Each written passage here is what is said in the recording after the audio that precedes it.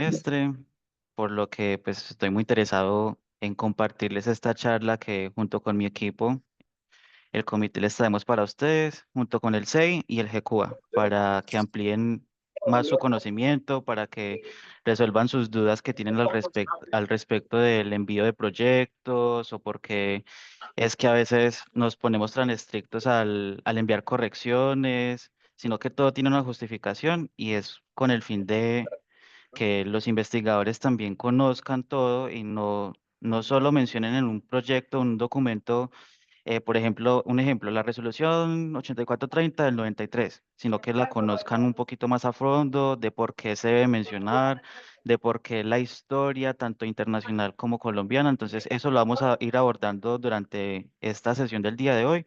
Así que espero que les guste. Igual, cualquier cosita van comentando ahí por el chat del grupo o pueden tener el micrófono abierto, como quieran. Y aquí estamos dispuestos para ustedes. Muchas gracias Muchas por la gracias. presentación. Gracias, Esteban. Gracias, Mauro. Solo voy a hacer como un comentario para darle la palabra ya completa a nuestro participante del comité. Y es que Angeline en estos días me preguntaba que qué significaba para mí estar haciendo parte del comité. Y pues hay una primera palabra, para mí significa felicidad porque estoy aprendiendo y estoy compartiendo a la vez. Nosotros como comité aprendemos de ustedes muchísimo y con cada proyecto se genera una nueva discusión y se genera un nuevo conocimiento para nosotros. Y la segunda, que por qué estaba en el comité, cuando decidimos estar en el comité es porque queremos proteger tanto los derechos de la persona que está investigando, de este investigador, como de las personas, los animales y el ambiente que se está investigando. Entonces es muy importante. Esteban ahorita les va a mostrar poco a poco el primero, el comité, los principios éticos y como una pequeña historia de cómo nace el interés por la humanidad de aplicar la ética en la investigación. Entonces, la primera es que nos sentimos muy felices, digamos que es un trabajo eh, sin ánimo de lucro. Nosotros, como funcionarios de la universidad y Esteban como estudiante, ninguno recibimos ninguna bonificación por hacer parte de esto. Y lo hacemos con el mayor de los gustos y aclarar que nosotros no damos avales para que usted pueda investigar. Nosotros lo que hacemos es medir el componente ético basado en lo que ahorita nos va a contar Esteban y lo que medimos, lo que aprobamos o que lo que da el aval que damos está centrado es en el componente ético de la investigación, nada más. Sí. Entonces yo le doy la palabra a Esteban, él va a hacer la presentación, yo estoy en un lugar donde no puedo hablar mucho y estoy conectada desde mi celular, entonces con mucho gusto y muy feliz le doy la palabra a Esteban. Y aquí voy a estar para intervenir, Esteban, si es necesario. Muchas gracias a ti por eso. Perfecto. Sino que Mauro, no sé, no me deja compartir la presentación.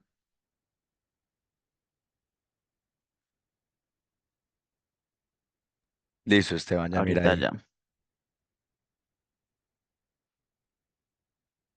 Ya. Luego el internet está un poquito lento, así que espero comprensión. Ahí ya la están viendo. No, todavía no se ve. Eh, La coloco en tamaño completo. Ahí ya. listo. Voy a deshabilitar un momentico la cámara porque pues como hay interferencia con el internet y hay mucho ruido, entonces para que no se me retrase la charla o no me expulse de la misma. Entonces me disculparán por lo mismo. Entonces, dándole inicio a esta charla que le trae el comité hacia ustedes, cabe resaltar de que como lo mencionaba ahorita la profesora Carmen, antes de cualquier descubrimiento que pueda cambiar el mundo con una investigación o un proyecto o ideas per se, hay una pregunta que siempre debe hacerse un investigador y es, ¿esto va a ser correcto? ¿Es esto correcto? ¿Lo estoy haciendo bien? Es ahí donde viene a entrar la ética a la investigación, que pues no somos un obstáculo, sino que somos el corazón que le da valor al sentido de cada investigación y de por sí a la ciencia. Entonces nuestro comité, como muy bien lo explicaba la profesora Carmen, existe para recordarlo cada día y pues a cada día aprendemos más con sus proyectos que nos remiten y para darle también sus observaciones. Entonces, igualmente, muy buenos días para todos. Mi nombre es Esteban Osorio Londoño para recordarles y hoy con el equipo de Comité de Ética de la Investigación IGECUA, pues les traemos esta charla de ética en la investigación, principios, normas y aplicaciones prácticas. Entonces, dándole relevancia a esta charla de por qué es importante la ética. Si nos dirigimos a los orígenes etimológicos de la palabra ética, de por sí significa modo de ser. Y pues es una palabra griega que con este significado que les di, que de este modo de ser, busca orientar acciones con el fin de si es algo correcto y justo hacia la humanidad. Recordando que el conocimiento, porque esto va muy ligado al conocimiento, no solo tiene un valor cuando se obtiene el respeto, sino que se obtiene valor cuando se obtiene el respeto junto con la responsabilidad, junto con la conciencia y el impacto que va a tener a su resultado. Es de ahí la importancia de que no solo para el ser humano, sino también a otras formas de vida, entiéndase otras formas de vida a todos los seres vivos como animales, plantas, los ecosistemas, la simbiosis que generamos cada uno con y la interacción que tenemos cada uno con ellos, porque pues la investigación va a transformar con el fin de investigar por qué esa transformación y de cómo alguna u otra manera investigamos ese entorno que compartimos y ahí cabe la importancia de estas tres palabras que le tenemos acá: protección, credibilidad y transparencia, de cómo estas tres palabras muy unidas a la ética eh, garantizan que la ciencia avance sin perder su propósito inicial, que es el de preservar la vida y la integridad en todas sus formas. En cuanto a hitos históricos internacionales, de por qué salen los protocolos o de por qué las declaraciones, resoluciones, etcétera, etcétera, y de por qué a veces somos tan estrictos con eso, es porque todo tiene un fin de ser. Y es que para entender de dónde vamos en la ética actualmente, primero debemos entender de dónde venimos y de dónde salió todo lo que pues citamos en su defecto, en el proyecto o en el consentimiento informado. Entonces, antes de que saliera la Declaración Universal de los Derechos Humanos en el 1948, pues hubo unos juicios de Nuremberg en Alemania, más que todo por los médicos nazis, lo del estudio de sífilis de Tunsky en Estados Unidos, en población afroamericana, y en este caso, los estudios de radiación en pacientes estadounidenses por parte del gobierno de Estados Unidos en el 44, pues cómo estos estudios no tenían como un fin de preservar la vida, de respetar los derechos de las personas, de cómo estos estudios por medio del dolor, perdón, generaban conocimiento y hacían que los pacientes que fueran remitidos en estas investigaciones estuvieran en riesgo tanto la vida, la dignidad y la confianza. Es por eso que la ONU en el 48, y debido también a la Segunda Guerra Mundial, eh, saca su Declaración Universal de los Derechos Humanos con el fin de, pues, reconocer la dignidad y los derechos de cada persona, sentando las bases de la ética moderna. Pero pues esto a esta época no fue suficiente, porque pues los médicos, en este caso, voy a mencionar los médicos porque son la rama que más tiene investigación en personas y per se en animales, y también cómo se une todo de por qué diferentes ramas, tanto licenciaturas como ingenierías, deben mencionar también todo esto porque al fin estamos estudiando la ciencia, ciencia conózcase como humanos, personas, seres vivos, etcétera. Entonces, a pesar de que en el 48 no fue suficiente, en el 63 en la ciudad de Nueva York hubo un estudio en los pacientes judíos que padecían de cáncer y en el 63 hubo un estudio también en Estados Unidos que aplicaban hepatitis B a población pediátrica o infantil con discapacidad mental y cómo no respetaban, a pesar de que ya salía la Declaración de los Derechos Humanos, no respetaban los principios éticos o su vida y de por qué los juzgaban teniendo su patología de base. Entiéndase en el estudio de enfermedades crónicas como los pacientes judíos con cáncer y los pacientes con discapacidad mental en el estudio de la hepatitis B en Estados Unidos también. Entonces, en el 64 sale la Declaración de Helsinki, que es por parte de la Asociación Médica Mundial, en la que se establecieron los principios éticos universales en la investigación médica o en investigación en general, centrados en el respeto, la seguridad y el bienestar de los participantes. Aquí entiéndase los cuatro principios, que es el de beneficencia, maleficencia, justicia y autonomía. Pero igual, en el 64 la gente persistía con su violación de los derechos, del respeto de la dignidad humana sobre la vida. Entonces, en el 79, a pesar de que ya habíamos avanzado en en estas dos declaraciones, pues en Estados Unidos sale el informe Vermont, que pues establece los tres principios y radica más que todo en los tres principios que también había mencionado la Declaración de Helsinki, que es el respeto por las personas, la beneficencia y la justicia, radicándolo más para la investigación, de que los investigadores debían sí o sí tener en cuenta estos parámetros para que pues su investigación fuera acreditada, avalada, respetara la dignidad humana, etcétera, etcétera. Entonces, después de esto, se consolidan aún más los principios éticos internacionales y es así como en 1982, por parte de la OMS, declaran 15 regulaciones éticas que son las pautas IOMS, que esto fue por parte del Consejo de Organización Internacional de las Ciencias Médicas junto con la OMS para adaptar los principios internacionales en contextos locales, porque pues veíamos que en los países eh, sí respetaban la declaración internacional, pero pues va a depender mucho de la cultura, de las personas, de las creencias, de la religión, para poder llevar investigación. Entonces, como las pautas IOMS por medio de la OMS se van a acoplar a cada contexto, van a dar como un preámbulo a cada contexto de país para que pues establecieran y ajustaran más estos principios éticos y daran como fin del preservar la vida de las personas y respetar el principio de autonomía.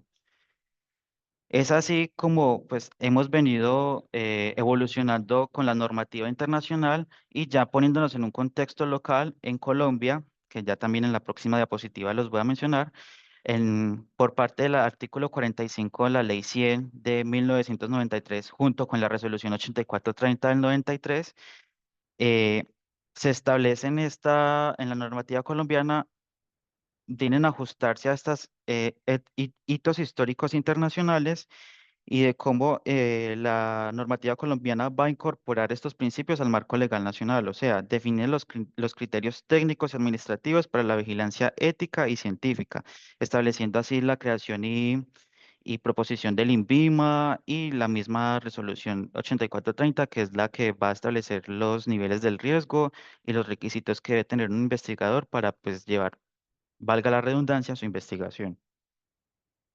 Entonces, así como les mencionaba, la 8430 y la ley 235 del 93, pues ya están aquí consolidados. Y también por parte de esto, en la normativa colombiana se viene a apoyar más que todo de la Constitución Política del 91 en sus artículos 44, 49 y 95, que van a establecer o esclarecer más que todo el reconocimiento a la vida, la salud y la dignidad humana como derechos fundamentales. Además de esto, la ley 1374 del 2010 fortalece esta resolución 8430 de la Constitución al crear una estructura bioética nacional. Se crea el Consejo Nacional de Bioética en el cual se promueve la formación y reflexión ética de la investigación científica, o sea, el que nos vigila a todas los comités de ética del país. De igual forma, sale la ley 84, o sea, junto con la ley 84 del 89, se modifica por medio de la ley 1774 del 2016, en la cual se apoya de cada una de estas resoluciones y constitución para ampliar más que todo la mirada ética hacia otros seres vivos, no solo los seres humanos, sino también a todos los animales como seres sintientes. Es aquí también donde viene a entrar el GECUA, en el cual va a apoyar el respeto y la dignidad hacia los animales, porque son animales sintientes, los cuales reafirman la responsabilidad moral del ser humano frente a toda forma de vida.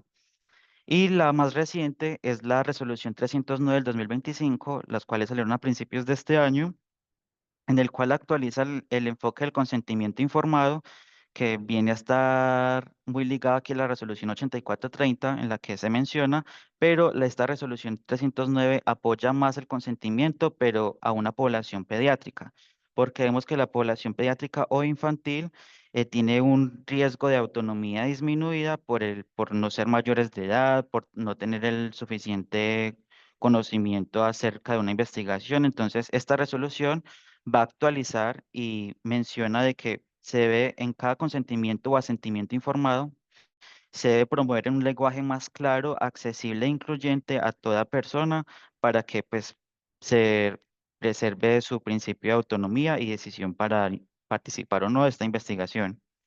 Y finalmente, poniéndonos en un contexto más local, en nuestra universidad está la normativa OTP, que está en el Acuerdo 28 del 2024 y la Resolución 4823 del 2024, el cual regulan el Comité de Ética Institucional, o sea, nosotros, y también el del GECUA, que para que, pues, que todo esto asegure que cada estudio sea evaluado bajo criterio de transparencia, responsabilidad y respeto por los participantes y su entorno. Entonces, es ahí de cómo nosotros como comité vamos a valorar, preservar, evaluar todos estos componentes que les he mencionado anteriormente para que pues cada investigación cumpla con estos criterios de lo que les mencioné en un principio, ¿es correcto o no es correcto? Nosotros solo nos basamos en eso, no hablamos la metodología ni, no, ni nada más, sino que hablamos el componente ético de la investigación. Por eso todo este conjunto de normativas, tanto internacionales, nacionales y locales, pues nos regulan a nosotros como comité y vamos a promover como, junto con ustedes, una evolución cultural hacia una ciencia más ética, creíble y humana. Los principios éticos fundamentales que igualmente les mencioné en la Declaración de Helsinki están el de beneficencia, no maleficencia, autonomía y justicia, el cual la beneficencia se refiere más que todo a la ciencia que debe buscar un bien común y no solo resultados o prestigio.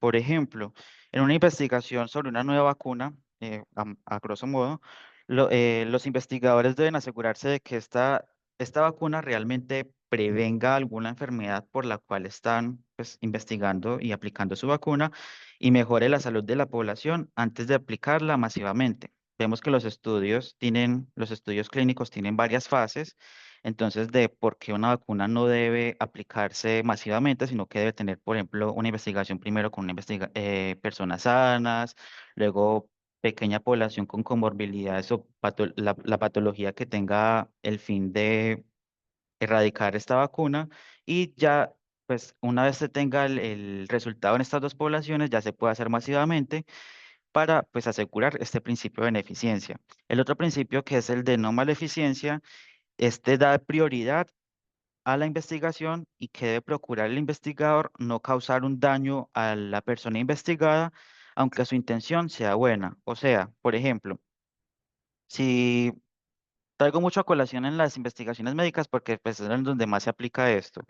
Entonces, si sale un nuevo tratamiento contra el cáncer, ya sea un fármaco, vacuna, no sé, cualquier cosa, este va a provocar, obviamente, efectos secundarios al paciente, pero pues el investigador debe resaltar e informar todos los efectos secundarios graves para pues que no afecten la calidad de vida de la persona y del paciente y pues en caso de que generen estos graves daños, pues deben de tener el estudio para no causar más daño en la población.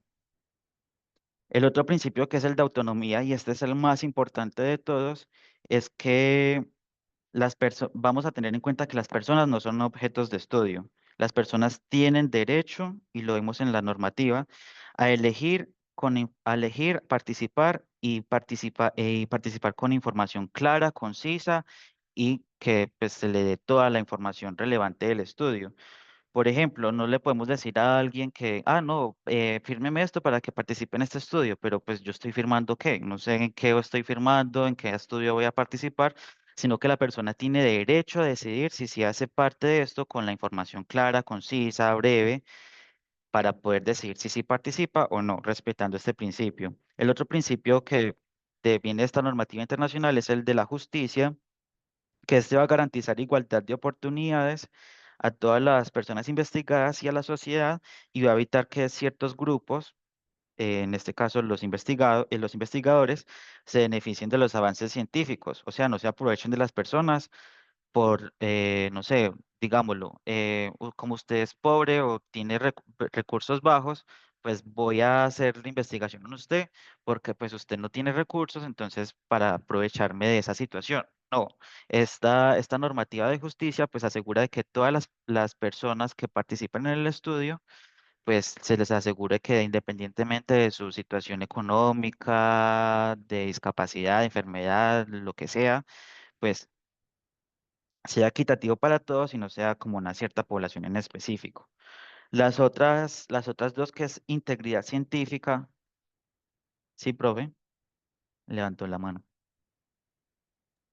Es que considero importante que antes de que pases a las otras, eh, igual Esteban lo dice, el tema en el cual él es experto, digamos, en este momento, y a través del comité, de hecho, nos volvemos expertos todos en evaluar el componente ético, así tanto en las investigaciones que tienen que ver con seres humanos, investigaciones médicas, estudios de caso, también a nivel social. Entonces, cuando hablamos de la beneficencia, es que la investigación que tú estás haciendo va a traer un beneficio a la sociedad.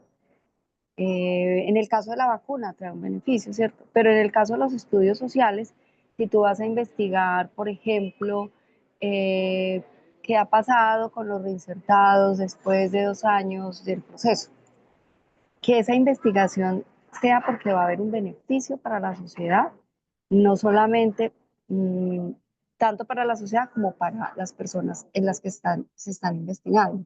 Entonces, ambas, esa beneficencia son aplicables tanto en estudios, digamos, médicos, llamémoslo así, como en estudios sociales.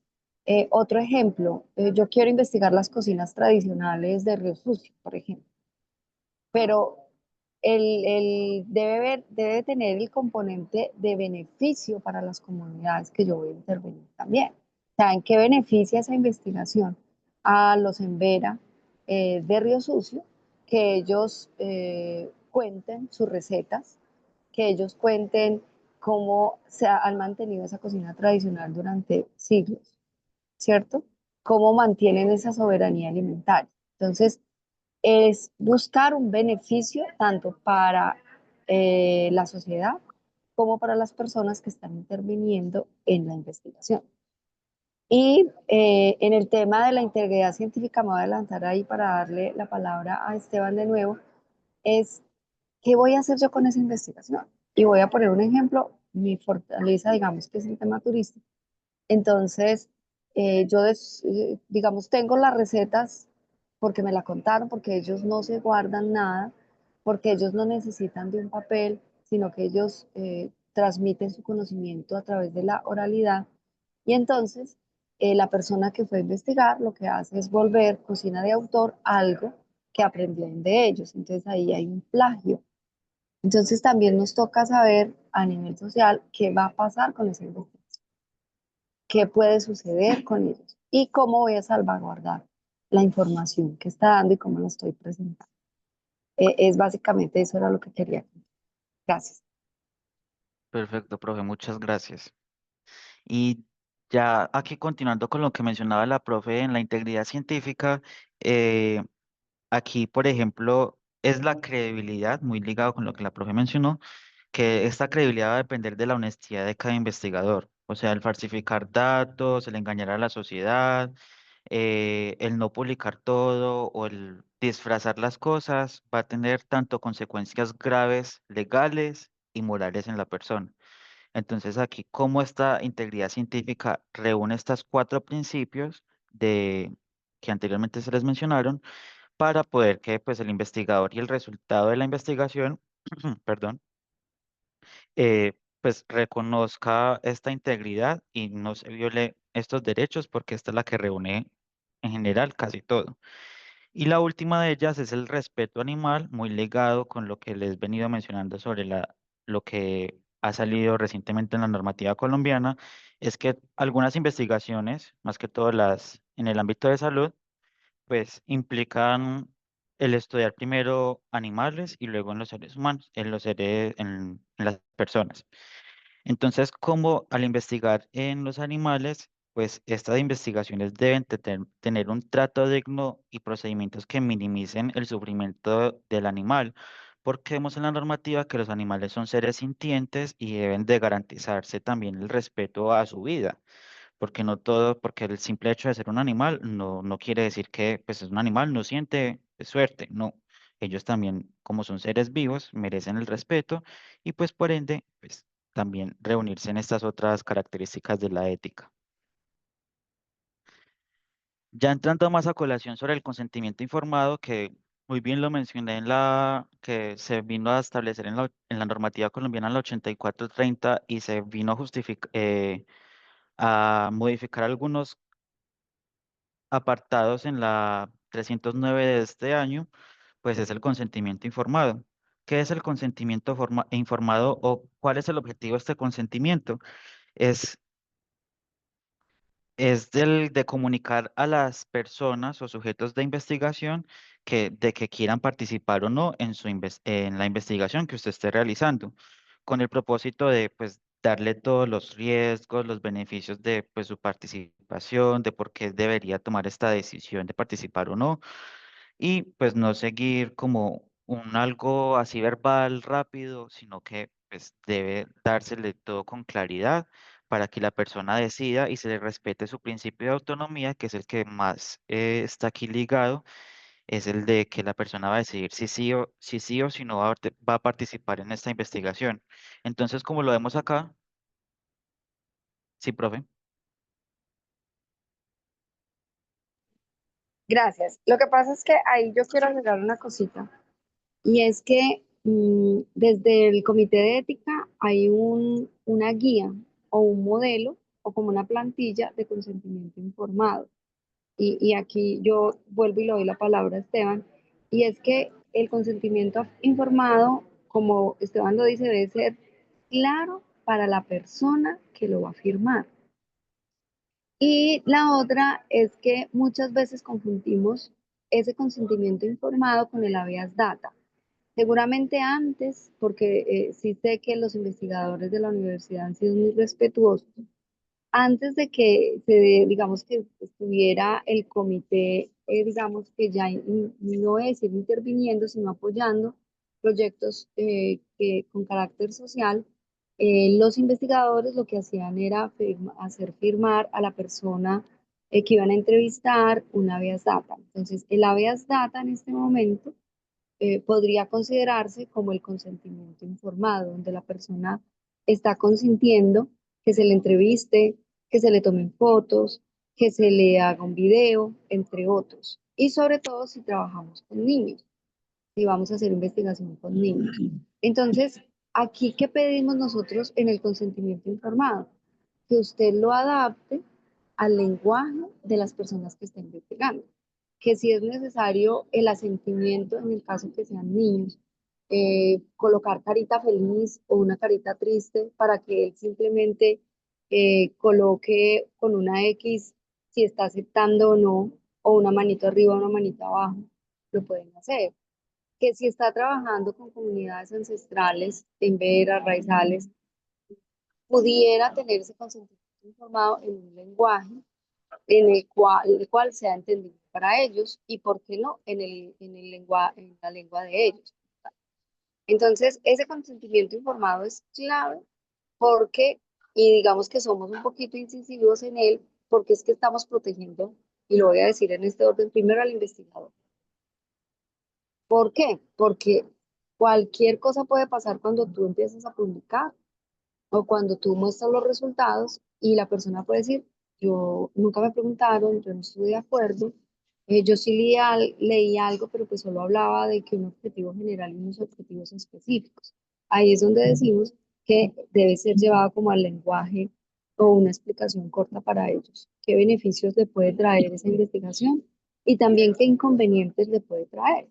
Entonces me tomo la palabra, dije que no iba a hablar mucho, y cuando tomamos o cuando hacemos ese consentimiento informado, debemos reconocer unos riesgos que están más adelante y voy a adelantarme para colocarlos acá. Y es que cuando tú investigas, hay un riesgo social para las personas que investigas, hay un riesgo económico, hay un riesgo cultural y hay un riesgo psicológico. Entonces, cuando nosotros preguntamos por el riesgo, se divide en sin riesgo, riesgo mínimo, superior al mínimo.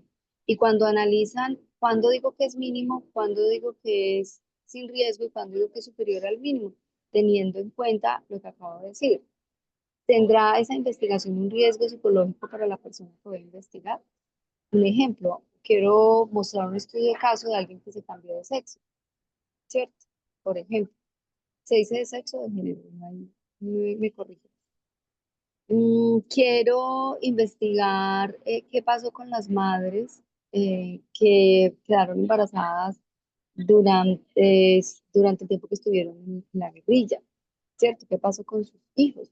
Pues ahí podría haber un riesgo psicológico, pero también un riesgo social y económico, porque cuando yo voy a publicar, si bien no con nombres, porque todos sabemos que cuando investigamos personas no se mencionan nombres y se guarda la confidencialidad, no sabemos en qué lugar van a leer esa investigación y si la persona va a ser reconocida por otras personas de la sociedad.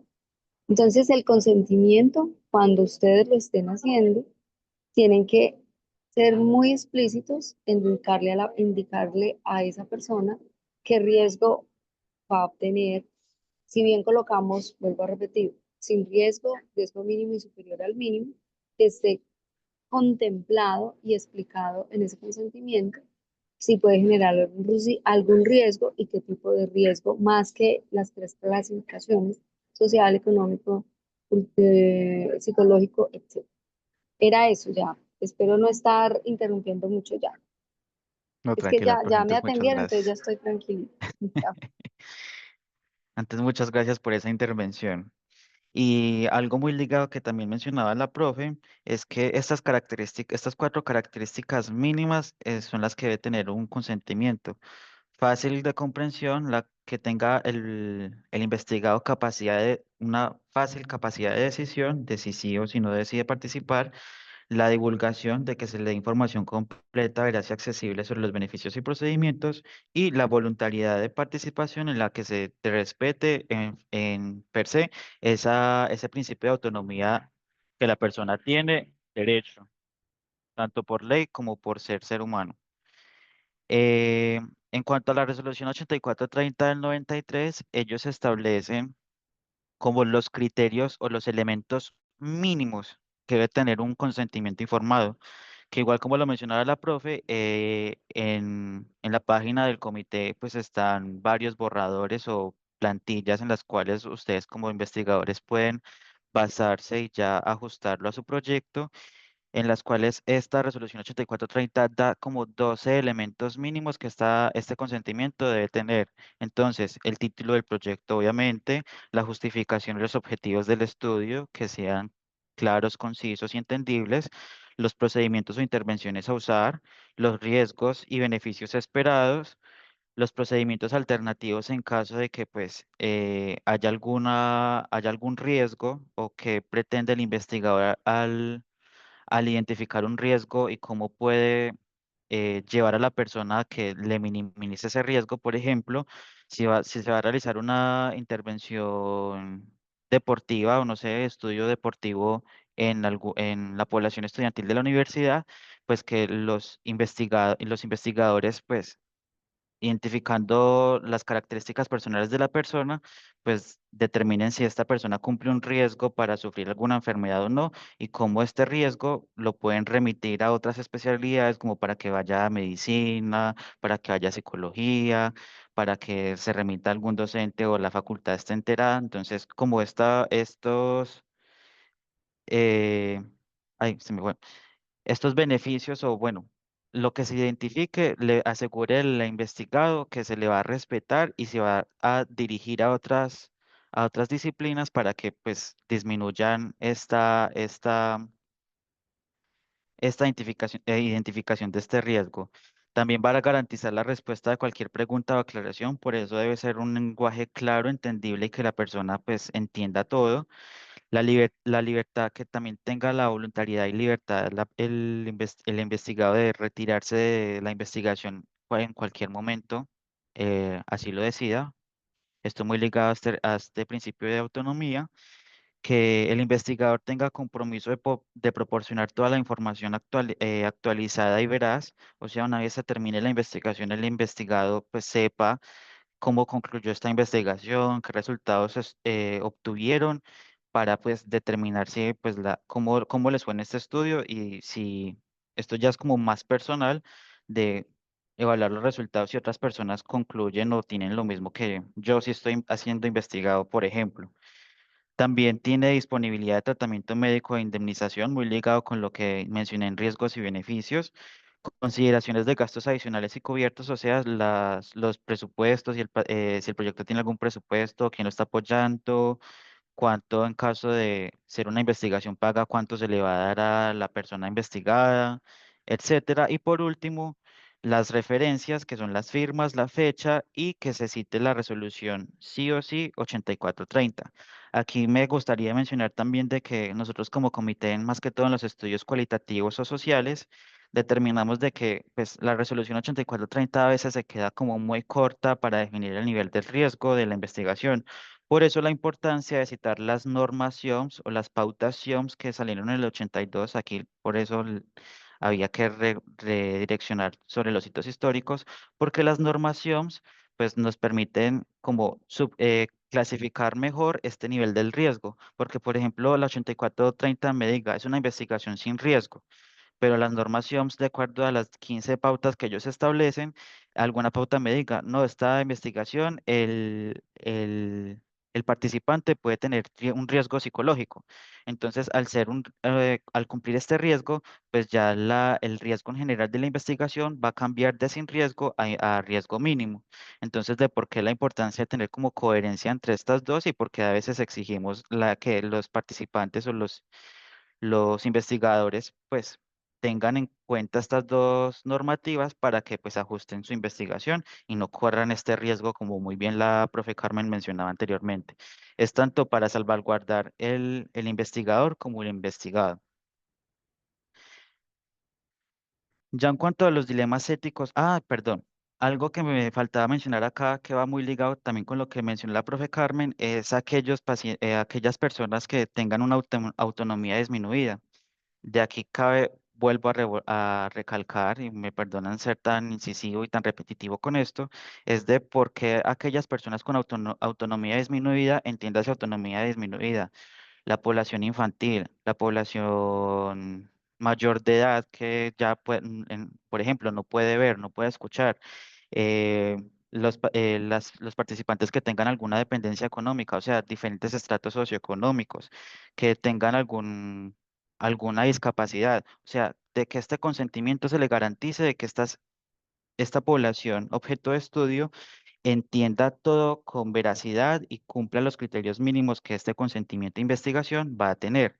Entonces, hay que también ajustar que va muy ligado, que no voy a abundar más, que ya la profe Carmen lo mencionó muy bien, que es de este consentimiento debe ser claro, entendible y dirigido a todas las personas, independientemente de su raza, sexo, condición, etcétera, etcétera. Y también cabe mencionar de que algunas investigaciones van dirigidas a la población indígena. Entonces, aquí quiero mencionar también de que en la normativa colombiana, por medio de la sentencia T300 del 2017, el gobierno colombiano exige de que toda investigación llevada, esto es en casos especiales, toda investigación que se involucre personas, comunidad indígena, minorías, etcétera, pues se le cumplan o tengan un consentimiento colectivo y aparte del consentimiento informado individual para que pues se salvaguarden, como su estructura social en general y pues los resultados de la investigación no causen un daño a esta población objeto de estudio. O sea, por ejemplo, si vamos a investigar la población en Verachamí, en Pueblo Rico, como ejemplo, vamos a investigar de por qué cocinan de tal manera. Entonces, primero debemos pedir tener el acceso a la comunidad, obviamente con el gobernador indígena, de tener el consentimiento informado adaptado a cada individuo de la población que va a participar. Y aparte de esto, el consentimiento colectivo de que como son comunidades que trabajan mucho en equipo y son grupos que deciden en general no sé cómo explicarlo, como decía en general, la conducta que se debe tomar en cuanto a su comunidad, de por qué la importancia de tener este consentimiento colectivo para que se respete tanto la normativa como se le respete la normativa a ellos. No sé si me hice entender bien o la Yo, profe yo, Carmen quiere. yo agrego algo así. Entonces, en el orden que Esteban lo está diciendo es, si yo voy a investigar, por ejemplo, la comunidad sorda, entonces yo voy a tener permiso de un representante de la comunidad sorda. Si voy a investigar los Embera-Chamí o los raizales, yo tengo que tener el permiso primero del dirigente o del gobernador en el caso de los Embera, que me esté autorizando que yo puedo entrar a ese lugar, hacer la investigación y que puedo entrevistar, o si solamente voy a hacer observación, también. Entonces debe haber un permiso. Si voy a estudiar los niños de cuarto y quinto primaria, debo tener el permiso de el rector del colegio al que voy a investigar, ¿cierto? Yo no puedo simplemente empezar y acceder sin tener una autorización. Que voy a investigar la asociación de costureras de Mistrató. Entonces, ¿quién es el presidente para yo solicitar el permiso como tal? Entonces, hay una jerarquía. Cuando nosotros revisamos esos documentos, si bien no estamos pidiendo que mande la carta ya autorizada por ese representante, estamos pidiendo el modelo de carta que usted va a utilizar para solicitar el permiso, el acceso a las personas de esa comunidad como tal. Y en cuanto a las personas en situación o en condición de discapacidad, de la misma manera tiene que tener un representante. Si es un sordo, yo debería tener a alguien que me ayude en interpretación de lengua de señas.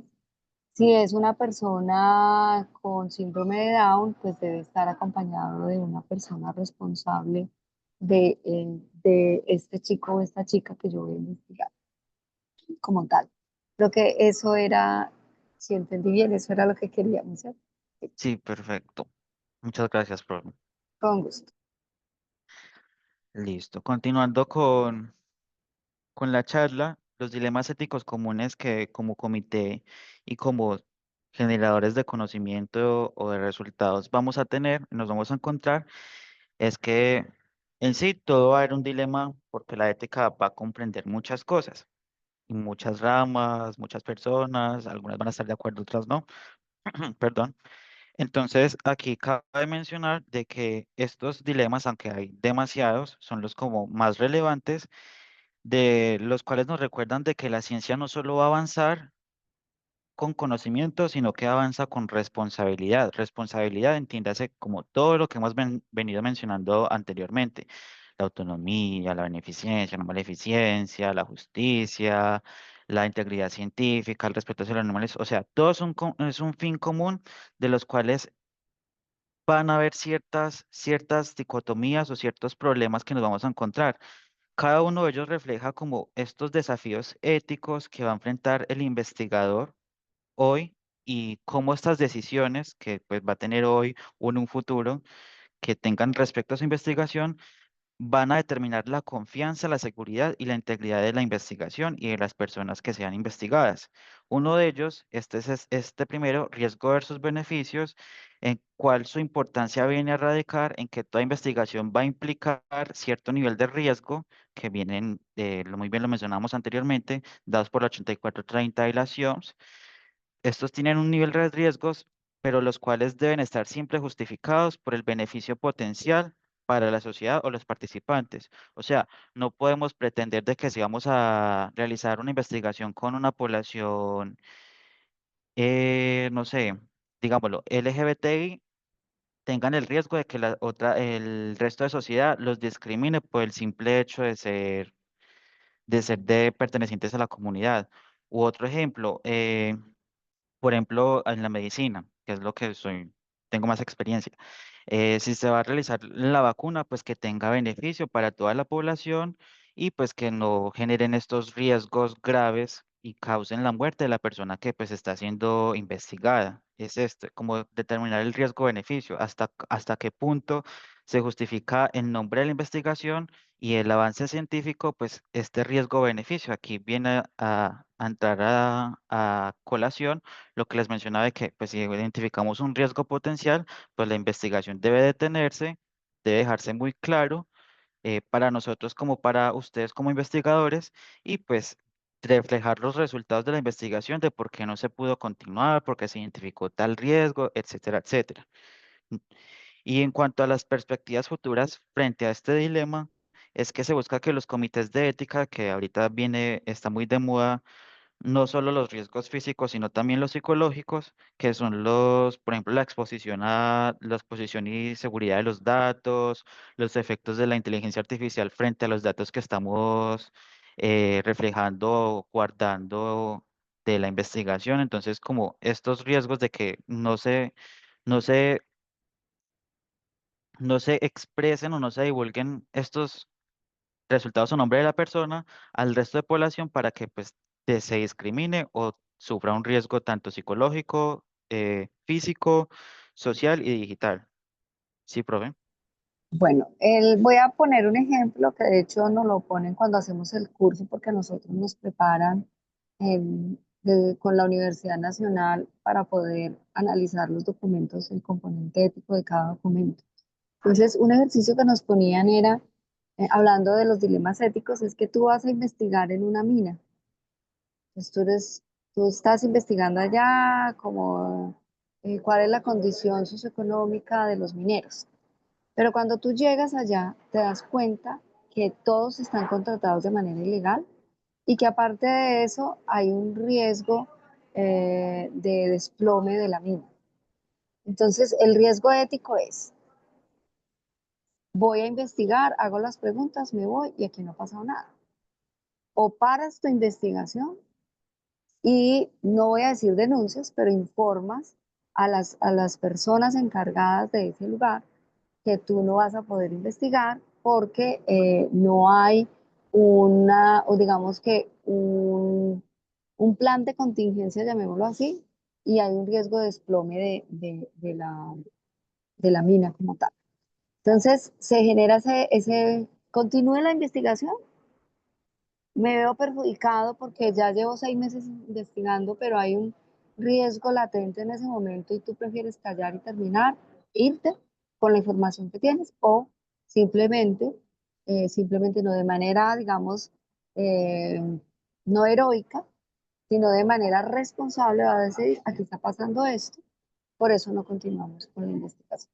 Entonces, hay un gran dilema también que se presenta cuando tú estás investigando. ¿Esa investigación le va a hacer daño a alguien? ¿Se acuerdan de la beneficencia y no maleficencia? Esa investigación que yo esté realizando va a generar discriminación hacia esa comunidad. Y es un dilema ético. El dilema es que tú debes tomar una decisión entre dos afirmaciones, una buena y una mala, como tal. Sería eso.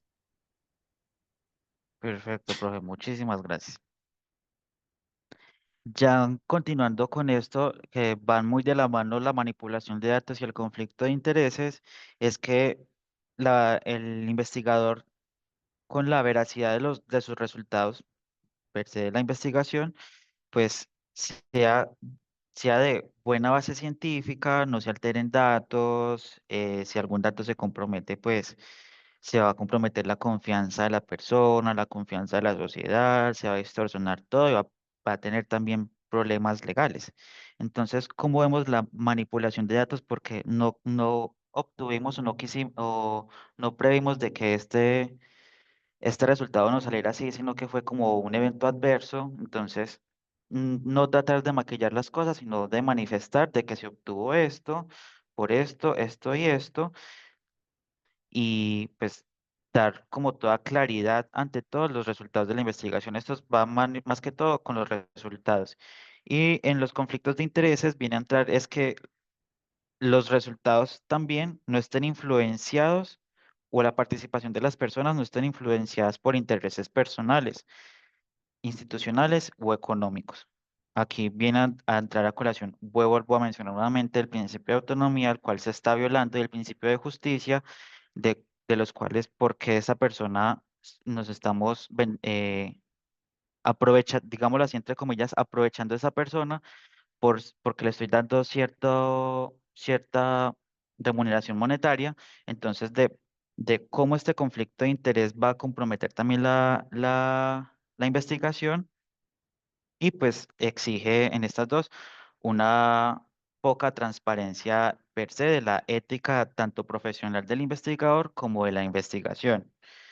Es por eso que las perspectivas de actuales y futuras de estos dos componentes, la manipulación y el conflicto de interés, es que se promueva por medio de los comités de ética, con estas charlas también, de promover al investigador una ciencia abierta y reproducible, con auditorías, con revisión por parte o asesorías de revisión por parte de expertos en el tema ético, en el tema en el cual estén investigando, y no solo el simple hecho de manipular las cosas, sino porque todo esto va muy reflejado en la transparencia de quién y qué queremos representar ante la sociedad como investigadores que estamos siendo.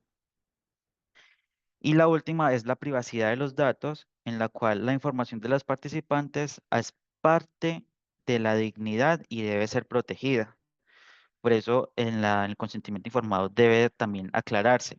Su nombre no será divulgado, solo va a ser usado, sus experiencias, no sé, no, por ejemplo, no serán nombres de personas que estén implicadas en la investigación, o si va a ser un reporte de caso, pues que su nombre no esté, su nombre, su foto de cara o algunos rasgos característicos estén protegidos y no sepamos quién va a ser no sepamos para el resto de la sociedad quién es la persona investigada, sino que se preserve esa privacidad de la misma persona, porque esto va muy de la mano con la autonomía y la dignidad de la persona.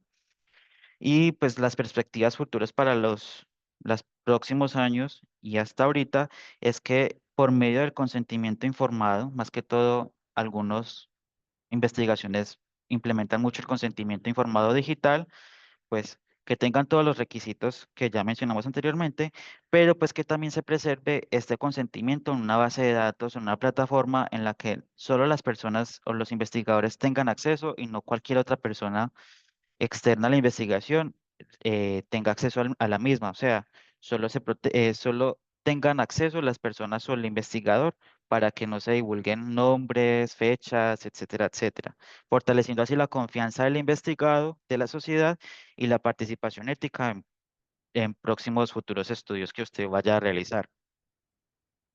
Ya entrando a colación en cuanto a la investigación con animales, que todo también viene muy de la mano, es esta, que es la importancia del rol de comité, más que todo nosotros como comité de ética y el GCUA, que vamos muy de la mano, es el uso o el basarnos en las tres R's que pues, la ética animal eh, nos dice que debemos promover, que es el reemplazo, la reducción y el refinamiento. Entiéndase reemplazo, el cual este reemplazo busca o significa buscar alternativas que eviten el uso excesivo de animales siempre que sea posible. O sea, si por ejemplo la investigación requiere varias especies, pues que se investigue solo como en cierta cantidad de especies porque algunas van a estar muy emparentadas y que otras se tomen por medio de cultivos celulares, que sean muy similares para pues no comprometer tanto las diferentes especies que estamos investigando, sino que se minimiza el riesgo de cantidad de población animal que estamos o se está jugando en prueba en la investigación para pues obtener los mismos resultados sin causar el mayor daño a esta cantidad de animales, sino que sea como un daño mínimo. La reducción es minimizar o utilizar un menor número de animales necesario, muy ligado con el reemplazo, para lograr resultados válidos, optimizando los métodos estadísticos y experimental de la misma investigación que usted esté pues, interesado en realizar para evitar pues así repeticiones innecesarias en otras poblaciones animales o en otros animales de la misma especie para que pues se reduzca este riesgo y no cause daño en el resto de animales. Y el refinamiento, este va a implicar el mejorar los procedimientos y las condiciones de manejo de la investigación o los resultados o la manera que vamos a abordar esta investigación, o sea, en este caso, este análisis, con el fin de minimizar el dolor, porque vemos que los animales son seres sintientes, el dolor, el estrés y el sufrimiento de los mismos, para pues en caso de que tengan una calidad de vida digna y se les respete su derecho también de la vida. Todas estas tres dimensiones, el reemplazo, reducción y refinamiento, no solo buscan el cumplir esta norma, porque pues vemos que la norma está, pero pues algunos no las cumplen, no la tenemos como muy en cuenta, sí las mencionamos, pero pues ya, o sea, no la usamos en sí en la práctica, sino que esto nos lleva a recordar que la ciencia debe avanzar con empatía, respeto y responsabilidad, muy ligado con lo que he mencionado, porque también los seres vivos, en este caso los animales, son también seres sintientes que merecen respeto, transparencia, dignidad, etcétera, etcétera, porque hacen parte de nuestro ecosistema. Tanto nosotros interactuamos con ellos como ellos interactúan con nosotros. Entonces, esto viene muy de la mano. Los retos éticos emergentes en la investigación actual son muchos, pero los más importantes que van también muy ligado con estos que les mencioné, los dilemas éticos comunes, son, por ejemplo, el Big Data o el uso de la inteligencia artificial, en el que el uso masivo de datos personales o que se salvaguarden los datos de las personas en ciertas plataformas o algoritmos sean o cumplan con los requisitos mínimos éticos en los cuales se reduzca como el sesgo algorítmico pues vemos que todas estas plataformas usan un algoritmo, pues se minimice este riesgo de sesgo y asegure que este consentimiento o los datos de la persona pues sea transparente y responsable y no se divulguen al resto de la sociedad, sino que los tengamos nosotros y ya. En cuanto a la colaboración internacional, perdón, lo que es la investigación global o la investigación cultural en sí, exige respeto entre las mismas culturas o interculturales, equidad de la autoría, por ejemplo, vamos a tener permiso del líder por gestiones jerárquicas, luego a la comunidad, etcétera, etcétera. Entonces, aparte de que ellos son autores de ese conocimiento que vamos a obtener nosotros, también nosotros como tener como equilibrado todo. Ellos son autores de todo, pero nosotros también somos autores de generar esa investigación y obtener esos resultados. Entonces todo como va muy de la mano para que pues los resultados que obtengamos tengamos como un beneficio, porque la investigación va a ser en torno a un beneficio tenga un beneficio tanto para la comunidad como para país en respecto a un entorno internacional. Por eso esta misma colaboración de que o sea, de que se promulgue el respeto y seamos equitativos con todos. En cuanto a las poblaciones vulnerables, son las poblaciones que se tengan una autonomía disminuida, pues es proteger a los menores de edad por medio de de su asentimiento informado de que si decidan participar o no, porque vemos que pues para una población menor de edad debemos de tener el asentimiento informado, el consentimiento informado de los padres o el representante legal, aparte de la institución para poder acceder a esta comunidad. Entonces, como esta población, pues debemos de proteger de que ellos participen y no solo por una decisión de un adulto, me diga que debo hacerlo, sino si el niño no quiere, pues no se puede, a pesar de que tengamos el respaldo o el consentimiento informado de sus padres, porque pues en sí se le está respetando la autonomía de ese ser sintiente también, que en este caso es un menor de edad. Lo mismo con las comunidades indígenas, de que tengamos el permiso, los avales de toda la comunidad indígena para poder acceder a esta comunidad, investigarlos y de las mismas personas que van a ser partícipes de la investigación. Y también muy de la mano con las personas privadas de la libertad. Todo esto que va a implicar el respeto a la autonomía. Esto se resume esta población vulnerable, el respeto a su autonomía. Y los biobancos, más que todo en investigaciones médicas, tanto en población humana como población animal, es como el manejo de muestras biológicas requiere un consentimiento amplio y continuo y unos estudios biológicos y moleculares validados y que no comprometan como el sesgo, el resultado de la investigación, sino que eso todo sea como transparente, se promueva la anonimización de los datos y el derecho al olvido de los mismos. Pero esto es más que todo en la ciencia médica. De resto, por ejemplo, en las investigaciones sociales, vienen entre estas tres primeras, que es el Big Data, la colaboración internacional y las poblaciones vulnerables. En cuanto al compromiso permanente y para ir terminando,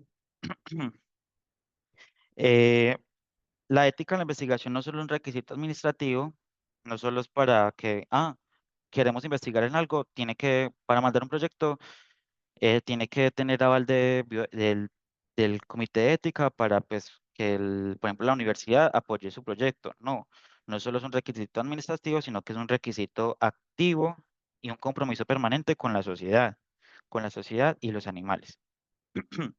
Por eso estas tres formulaciones, que es la formulación continua, los comités activos y la confianza social, vienen a entrar que la ética no solo es el final del proceso investigativo, sino que es el principio que le da sentido a la legitimidad y el valor humano de toda investigación. Por ejemplo, en la formación continua, las instituciones, en este caso la universidad con este comité, debe garantizar los procesos permanentes de capacitación de sus evaluadores, en este caso de los integrantes, de nosotros, y la reflexión ética que orienten a las decisiones de los investigados, o sea, cómo nosotros podemos asesorarlos a ustedes por medio de estas charlas o por medio de las evaluaciones que les remitimos, de cómo podemos asesorarlos para que esta formación continua, tanto ustedes aprendan como nosotros, para que pues estos resultados científicos pues tengan un efecto benéfico para todos.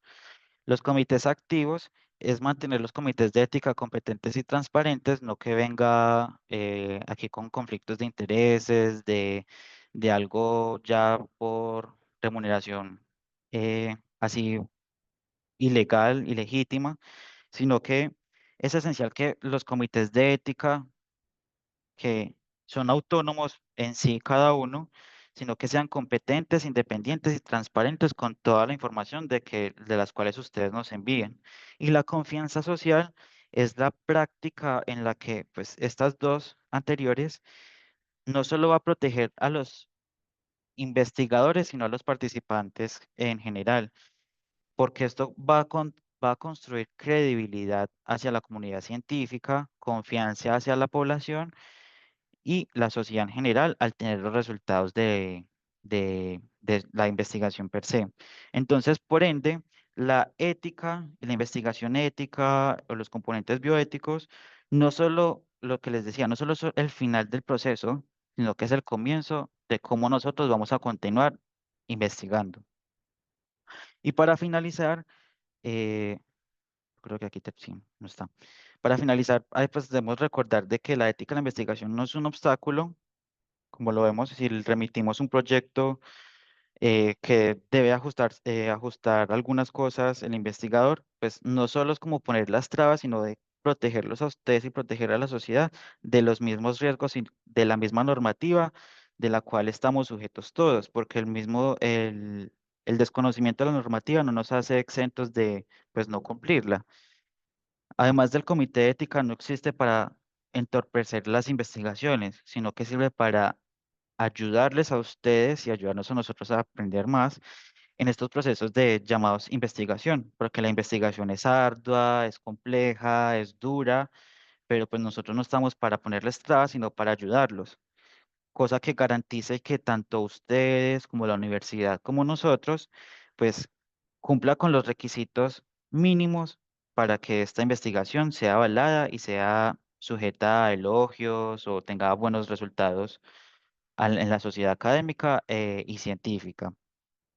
Y la verdadera ciencia no se construye sobre la confianza, sino que se construye por todos los componentes que hemos venido mencionando: la confianza, la transparencia, el compromiso permanente, la formación continua, los cuatro principios de la ética, la formulación científica. O sea, es el simple hecho de investigar no es para investigar, sino es comprometernos tanto nosotros como para las personas, tener como estos resultados positivos y que no sea como la ciencia insensible, sino que sea una ciencia sensible, porque vemos que en los hechos históricos vemos que se cometieron muchos resultados fatales para la sociedad, sino que es el compromiso permanente de nosotros para promover de que esto no se repita y de que vayamos todos muy de la mano y se respete tanto la dignidad humana como la de los seres vivos. Y todo esto, pues, va a dignificar a la población y hace que la investigación sea sostenible, y en este caso la ética sea sostenible también. No sé si la profe quiere agregar algo más, pero por mi parte, creo que terminé. Súper claro, sí. Hay personas que quieren hacer preguntas, entonces creo que pasaríamos a hacer preguntas y tú tienes una segunda presentación, ¿cierto? Pues No es esta. ok, perfecto. Entonces pasaríamos a preguntas en este momento. Si quieren abrir el micrófono, dejan las preguntas por Buenos días. unos Buenos días, días. Ángela, ¿cómo está? Muy bien. Bueno, me ha parecido pues muy claro todo lo que nos han contado. Yo estoy adelantando una tesis, mi tesis de doctorado, y la envié hace poco. Yo estaba esperando que se comunicaran porque yo había elaborado el consentimiento informado para poder trabajar con mis estudiantes, que es un semillero, y hacer, pero no pasó. Entonces, como de qué depende de que ustedes sugieran el consentimiento. O sea, yo entendí pues que hay como unos riesgos en las investigaciones, ¿cierto? Entonces, eh, pero necesariamente no hay que hacer un consentimiento informado cuando vamos a trabajar con personas. Es como la pregunta. Todo va a depender, profe Ángela, de que cuando es en lo social, en el caso, si yo entiendo bien, usted va a trabajar con sus estudiantes, debe haber una declaración ¿cómo se llama este? Mm, se me va siempre la palabra, que Mauro nos ayude. De Por ejemplo, dependencia, el ¿no? de El, subordinación. Subordinación es la palabra, sí. Y la otra es que si usted formuló su proyecto y usted lo coloca sin riesgo, y cuando nosotros miramos la metodología, eh, voy a decir sin conocer su documento, si usted de una vez colocó que es una investigación sin riesgo, eh, dentro de su metodología, digamos que no hay una intervención directa, pronto son entrevistas. No sé si pasó las encuestas, las preguntas que le va a hacer. Sí, sí, Lo claro. único, sí, entonces cuando se lee todo eso y si dentro de su documento usted declaró la subordinación, digamos que no necesariamente va a recibir una retroalimentación, una realimentación, porque usted mandó todo lo que va a hacer y queda claro. Sí, No sé si fui clara. no, sí, está muy bien. Cuando hacen Porque, bien la tarea, exacto. no va a recibir realimentación. O sea, investigación sin riesgo, declara la subordinación, que no va a haber subordinación, pasa las preguntas, se revisan, pasa. Pero si usted coloca sin riesgo y dentro de las preguntas hay una pregunta sensible y no está declarando esa subordinación, entonces seguro se le va a reenviar un feedback para que usted haga las correcciones y luego se le da la avance. Pero cada vez que yo voy a trabajar con personas, yo debo tener un consentimiento informado, ¿eso es cierto? Sí, no. Si usted coloca que es una investigación sin riesgo y en la metodología, por ejemplo, usted coloca sin riesgo y la metodología es acción participativa, participación-acción, entonces se le va a devolver y se le va a decir, por favor, como va a tener, o sea, el riesgo de esa acción participación es con personas privadas de la ley. Entonces ya hay un tercer componente. Pues personas privadas de la ley, acción participativa, entonces se le va a sugerir que le suba el riesgo a riesgo mínimo. Sí, no, Y aquí es la temática que es una temática sensible, pero bueno, entonces, tendríamos que mirarlo, pero sí me interesa mirarlo porque sí nos sí, podemos ustedes me equivocar regalan, también. me gustaría hablar con ustedes de eso porque también soy Perfecto, profesora de ética, entonces todos estos temas pues para mí son pues muy sensibles también, sí, muy importantes, perfecto. Ujú. muy Sí, amables. sí lo podemos revisar. Por ¿Quién más? ejemplo, yo quería agregar algo ahí de que Dale, Esteban. también hay momentos en los que se remiten proyectos en los cuales no son coherentes con lo que envían. Por ejemplo, un ejemplo, en la ficha técnica, porque se debe enviar la ficha técnica, la redacción del proyecto y en su defecto, si corresponde o no el consentimiento informado. Por ejemplo, si identificamos que en la ficha técnica dicen una investigación sin riesgo, pero en general, revisando el proyecto macro, dicen una investigación riesgo mínimo, o sea, también los devolvemos a veces porque no son coherentes con lo que mencionan en los documentos que nosotros eh, necesitamos para poder evaluar, solo agregándole a eso. Entonces también, como quizás también se le puede devolver, no sé, desconozco también porque se remiten muchos proyectos sin esa coherencia. Por ejemplo, la coherencia entre la ficha técnica y la resolución del proyecto en general, donde ya incluye todo, la justificación, los principios éticos, los presupuestos, todo. Y ya. Quedamos entonces con la profe Ángela de revisarla.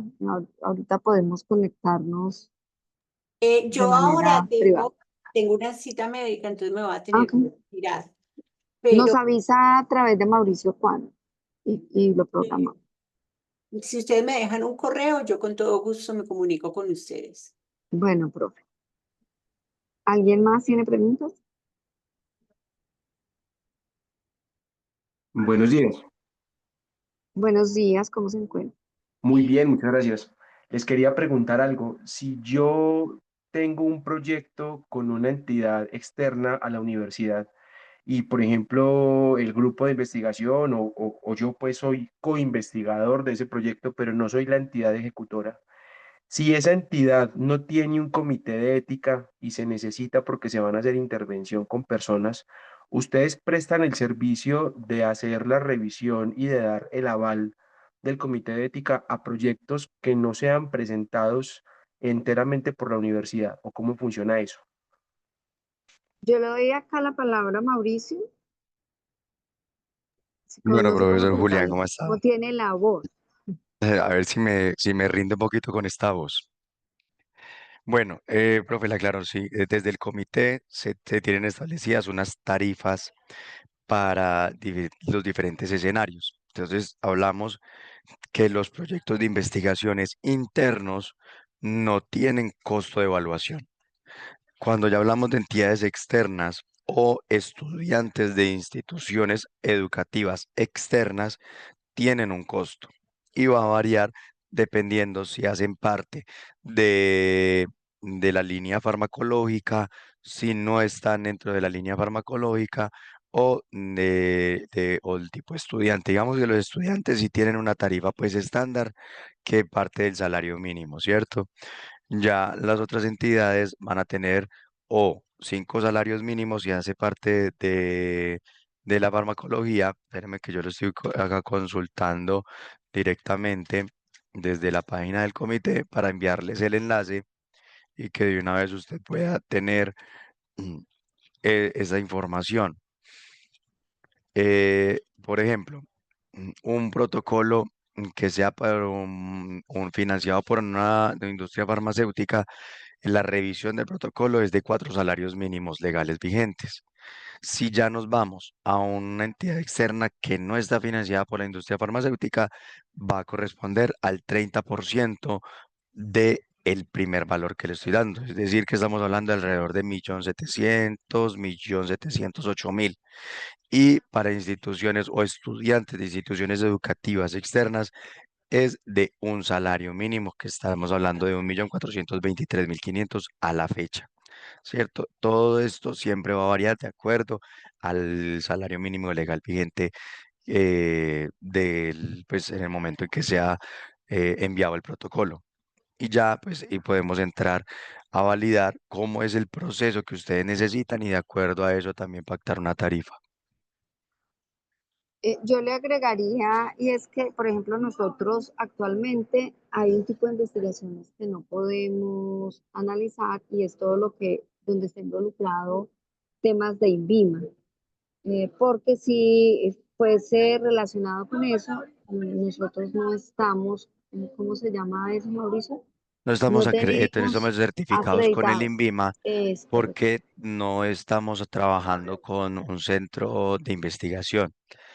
O sea, en el momento, digamos que tiempo atrás se trabajaba con oncólogos, entonces el comité estaba certificado con el INVIMA para poder dar avales a todos esos procesos investigativos que ellos adelantaban.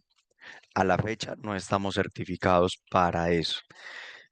Trabajamos con todos los protocolos necesarios, igual estamos alineados con los requisitos del INVIMA, pero actualmente no contamos con la certificación. A la espera también de validar si podemos lograr vincularnos a un centro de investigación y que ya podamos cumplir con ciertos requisitos y ya solicitar la certificación. Pero por el momento, digamos, hay ciertos protocolos que no podemos revisar. Perfecto, muchísimas gracias. Me queda muy claro. No sé si puedo hacer una segunda pregunta. No Claro que recuerdo sí. si Esteban, muchas gracias. No recuerdo si Esteban lo comentó, pero ¿a partir de qué edad se deja de necesitar el asentimiento informado y solamente haría falta el consentimiento?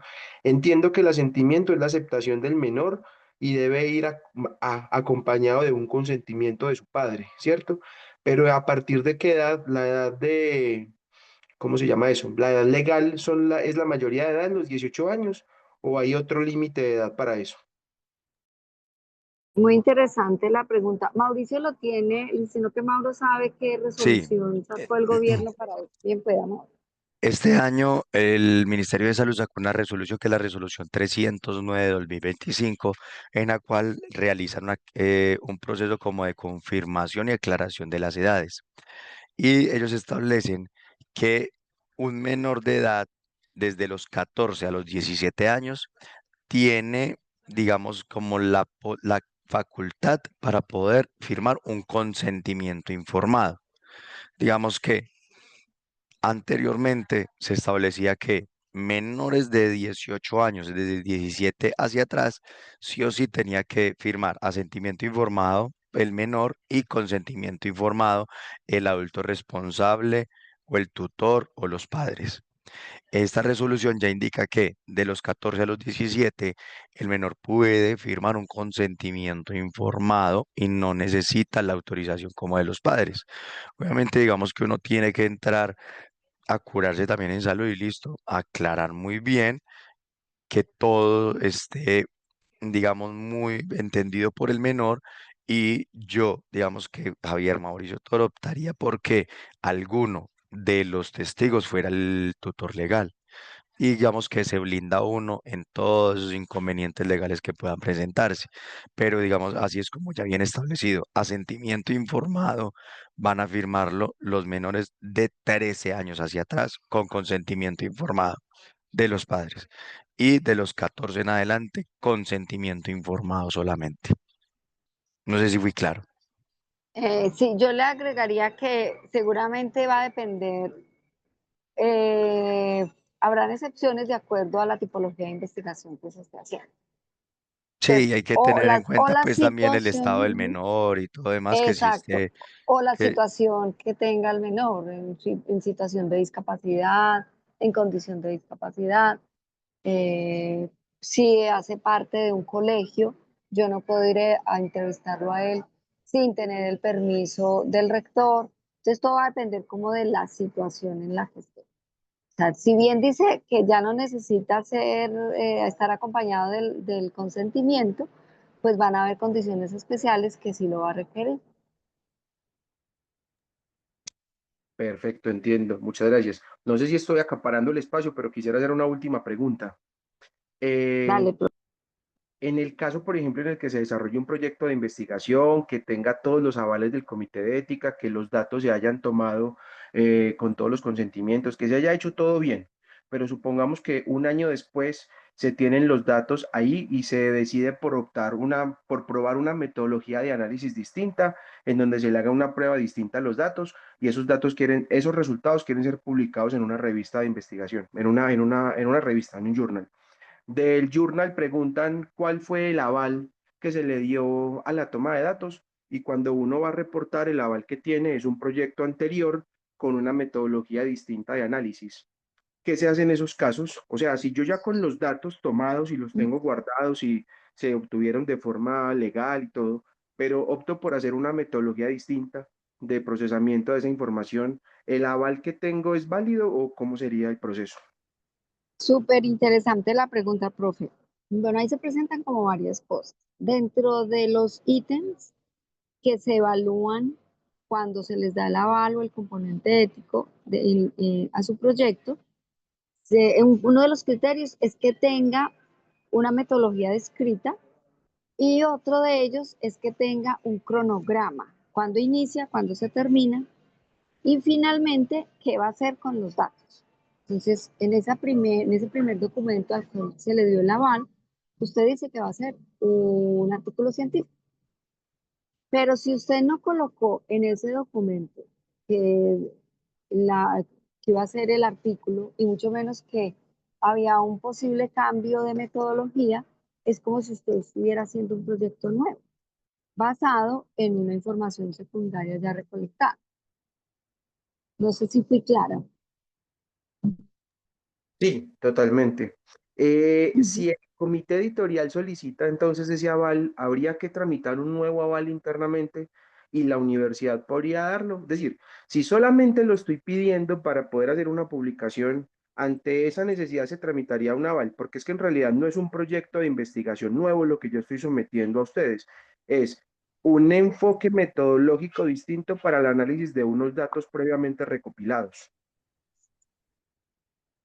Pero yo le pregunto ahí, profe, cuando usted dice un enfoque distinto o una metodología distinta. Eh, Pues los datos ya están, o sea, los datos ya están recopilados. Supongamos, Sí, yo tomé grabaciones de audio de los niños, ¿cierto? Y resulta que sí. en su momento dije que iba a hacer, supongamos, un análisis solamente de las transcripciones textuales, pero ahora ya Ujú. que es analizar patrones prosódicos y fonológicos, entonces ya necesito analizar la grabación como tal, no solamente la transcripción, sino la grabación.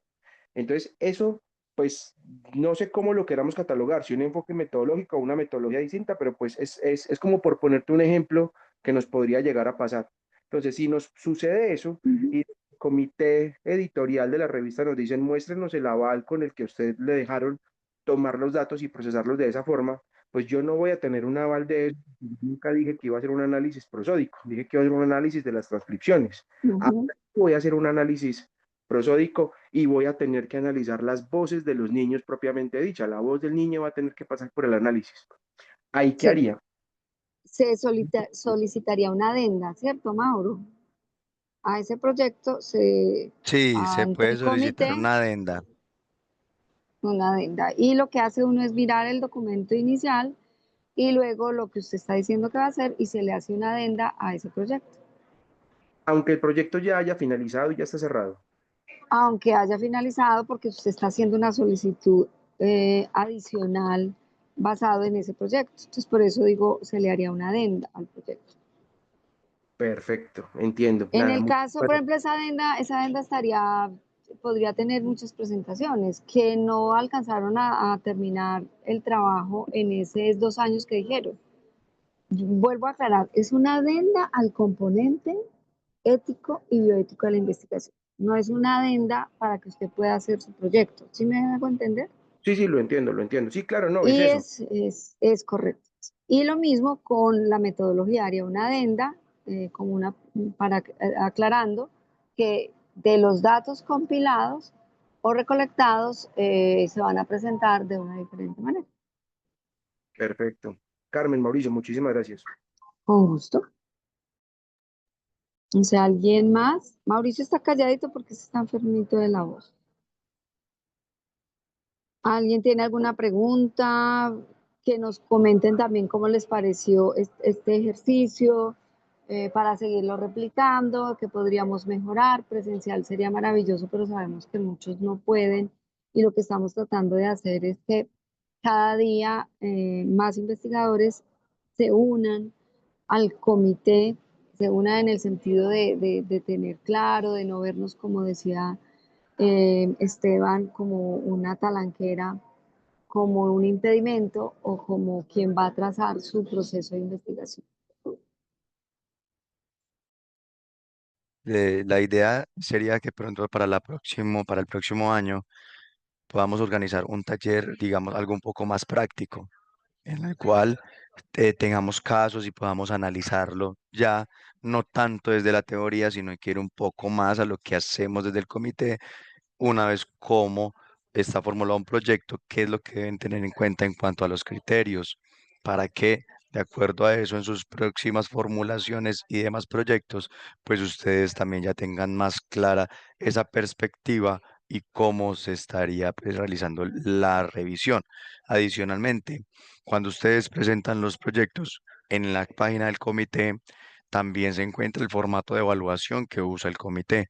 Y ahí están cada uno de los criterios y con base a ese formato de evaluación ustedes también pueden realizar como un pequeño análisis propio de qué están cumpliendo, qué no están cumpliendo y cuáles no les aplican de acuerdo a la metodología o al tema que están investigando.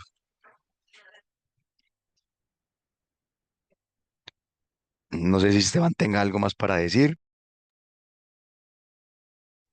No, por mi parte, perfecto todo. No, yo quiero agradecerle a Esteban, vuelvo a insistir que ha sido posible por ese interés también de Esteban de compartir, porque pues ya estando en el comité se ha dado cuenta eh, que no es fácil estar de este lado, sobre todo porque no hay un concepto claro de qué hace el comité. Entonces, a veces pensamos que el comité es el que aprueba proyectos, ¿no?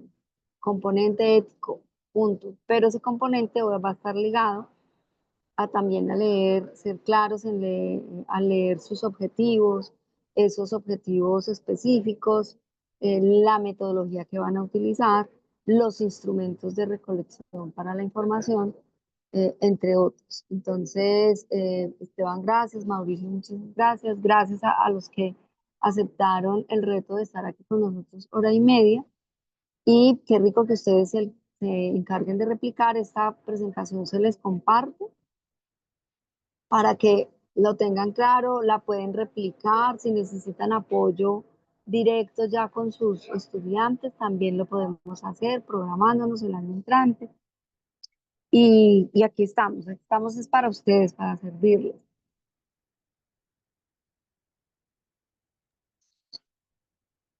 Bueno, perfecto. Entonces, no siendo más, damos por finalizada la sesión. Muchas gracias a todos por la asistencia y les estaremos compartiendo la presentación tanto la presentación como el video para que ustedes tengan en sus archivos. Gracias, muy amables. Hasta luego. Hasta luego, Muchas feliz día. gracias, hasta Gracias, luego. hasta Hasta luego. luego, que estén muy bien. Con mucho gusto.